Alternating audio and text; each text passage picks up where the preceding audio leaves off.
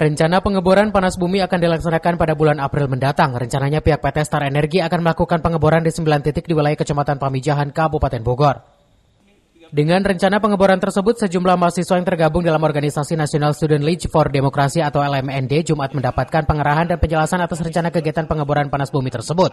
Bahkan dalam pengeboran sumur panas bumi tersebut dinilai ramah lingkungan dan energi terbarukan. Perlu diketahui saat ini ada sekitar 115 sumur yang dimiliki oleh pihak PT Star Energi. Bahkan ada sekitar 105 sumur yang memproduksi cadangan listrik dari hasil panas bumi. Ya tentunya kegiatan ini kan diawasi, kegiatan itu diawasi oleh banyak pihak ya. Ada dari Kementerian Lingkungan, kemudian ada dari Kementerian Kehutanan, ada dari Kementerian SDM, dalam hal ini BPKE. Jadi semua mengawasi kita. Jadi kita tidak bisa bekerja semena-mena semau kita. Jadi semuanya ada aturannya, tentunya itu kita pakai aturan yang sangat tepat sekali begitu. Mungkin kesimpulannya dari saya sendiri, apa isu-isu di masyarakat mungkin bukan dari sepenuhnya di sini gitu Pak.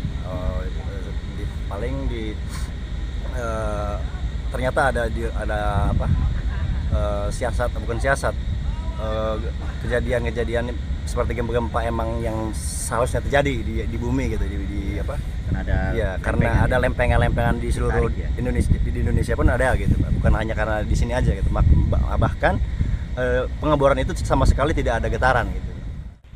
Dari Pamijahan, Kabupaten Bogor, Iman Abdurrahman melaporkan.